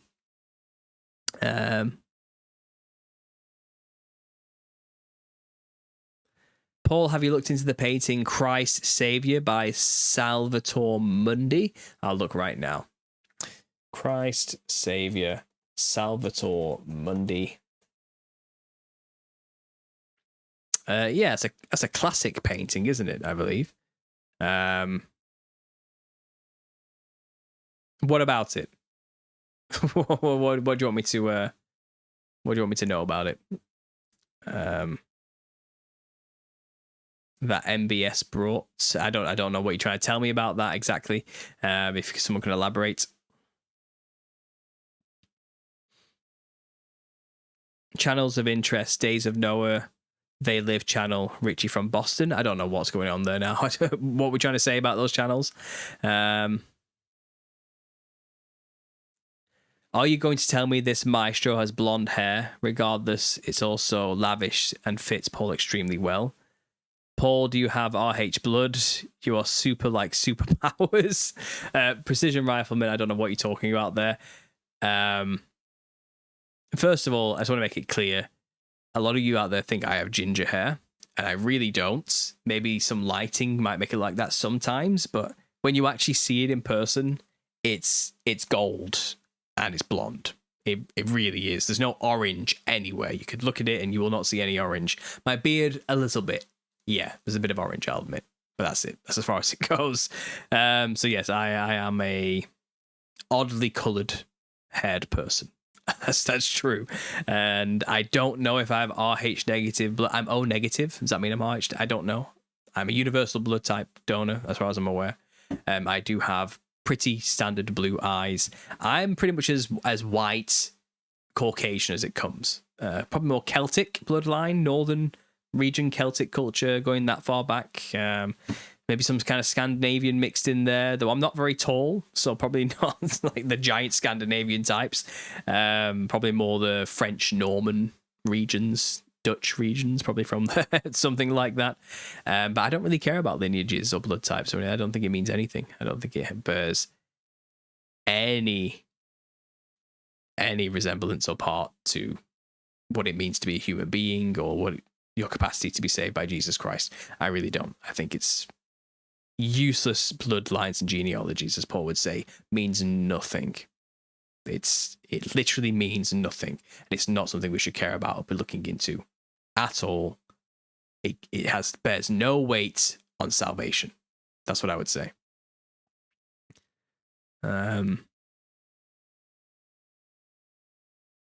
Paul, could you talk about water and plant studies that have been done with love and hate speech? It's Dr. Emoto, is that his name? The Chinese or Japanese researcher who did just that. And he did it with plants as well. And yeah, it turns out sound and frequency quite literally affects water in profound ways and creates not only cymatic frequency wave forms and patterns, but if you say words that like, I hate you to water and then freeze it, it looks disgusting. It looks like a blob of mess and it's like just broken up and there's no symmetry whatsoever. But if you say, I love you to water and then freeze it, it's perfect crystalline patterns get formed. So the words literally change the matter. Like they transform its capabilities to be in the world and interact in the world. So our words really do matter, and I mean that literally. Like matter is a form of word, and our words form matter. Our words matter literally matter. They matter things. They make things into matter. Like it's important what we say, and what we say really matters. And I think that's something to be said for what was said in the Bible about it's not what goes into a man that defiles him, but what comes out. And that's a very profound piece of knowledge there in the Bible that we need to understand greatly. Like what we say and what we speak and how we treat each other and the words we say change things. Okay. And like just simply saying I love you to somebody can change their life in an extremely profound way. I mean, we're practically made of water. So if you want to just go off that experiment alone, yes, it will impact us in a big way. And I think they did it on plants as well. And it's kind of like plants can actually experience fear. And they put like sound wave frequency detectors on plants and like listen to the natural frequency and the sound. And they've done things like literally, did they like literally cut up a plant in front of another plant, and the plant that was hooked up to the wires was screaming, like screaming and watching its friend get destroyed. And it's things like this, like it's weird. Things are connected in ways we really just don't understand in an ethereal, spiritual sense.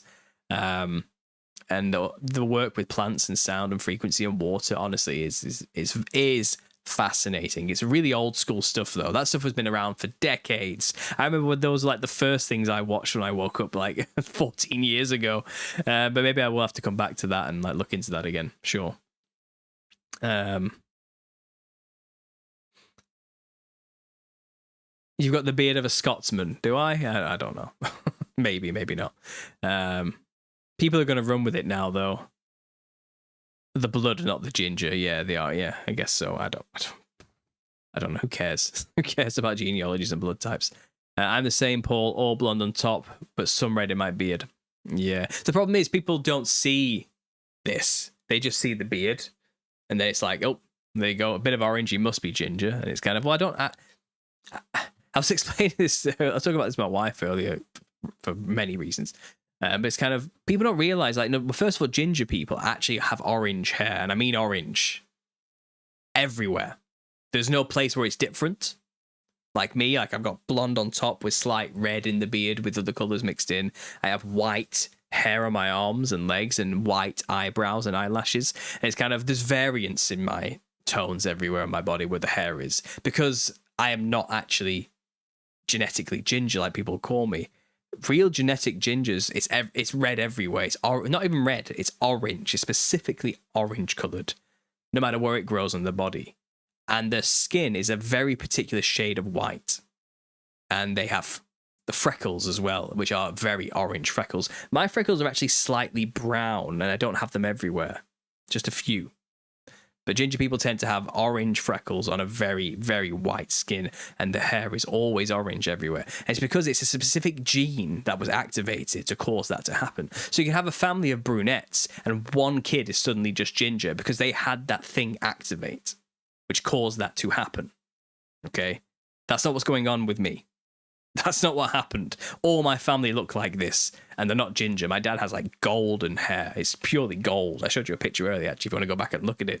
And it's kind of, it just doesn't happen in my family. There's variance. My mum is blonde, thoroughly like white blonde her entire life, you know, and it's just not, it's not there. Like, and my uncle on my dad's side, he was ginger, and he looked different to all of us. Like, he has orange hair, because that happened, and people don't realize that that's what's really going on with like ginger people. It's like it's genetic. It's specifically like I don't want to say defect, because they're not lesser than us, but it's like something switched in them to make it apparent and happen, and that has to happen for them to be a true ginger. You know what I mean? Like, and that's just not what happened with me. That's not what's going on.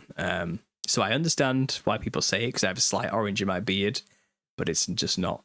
I'm sorry to let you down. I'm not one of them. I'm a day walker, you know. I don't burn like them. I'm not quite like them. So a bit of fun there. A bit of fun. Paul is a calico. I don't know what that means. Fun fact, Paul's hair often actually looks brown, says my wife. It does from the sides as well, and also grey ashy colour as well sometimes. It depends if it's summer or winter. In winter, it goes very dull and kind of like a more of a grey-brown colour. But in summer, it gets a bit golder and shinier, and a little bit more yellow tinges come out.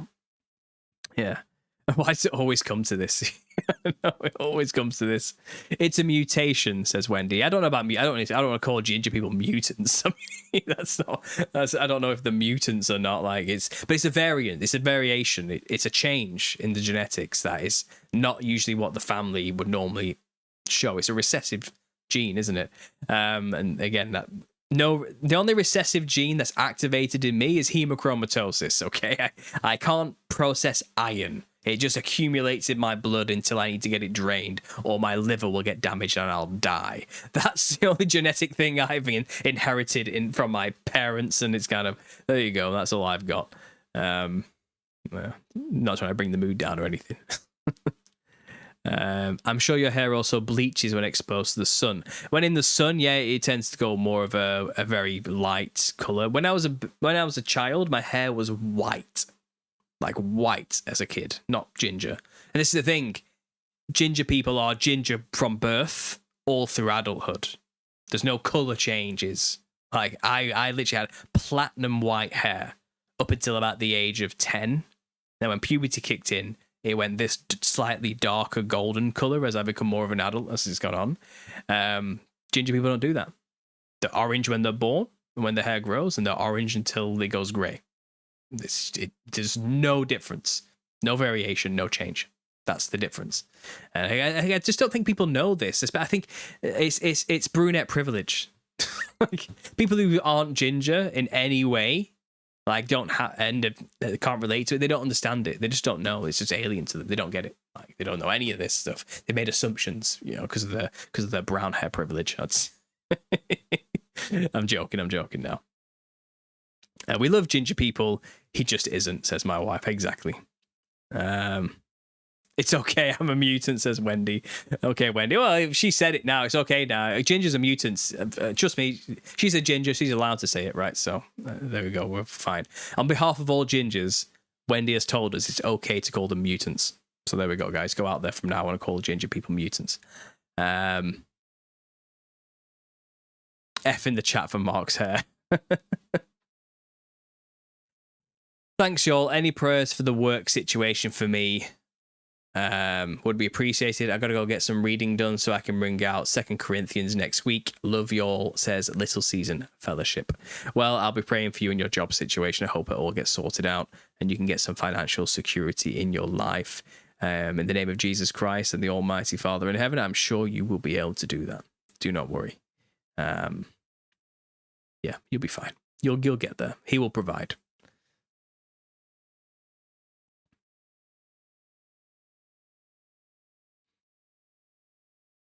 Show the white blonde you. I will. I can do that, actually. Give me a second. There I am. There's a little young Paul with white blonde hair there coming through. Yeah.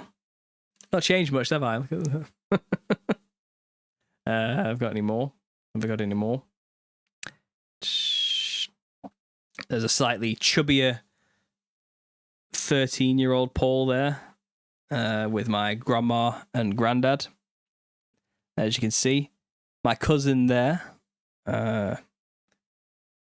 is slightly more ginger than me. But if you go over to me over here, I have platinum white hair. There you go. Always been the case. It just is the way it is. Until I became an adult and it went this like darker, weird color. So yeah. There we go. Evidence, photographic evidence. I'm still going to get called a ginger. It's in the chat. It's going to happen. It comes with this whole thing, and we have some fun here. We have some fun at the end of these shows. I've done the serious rants, and now we're having fun.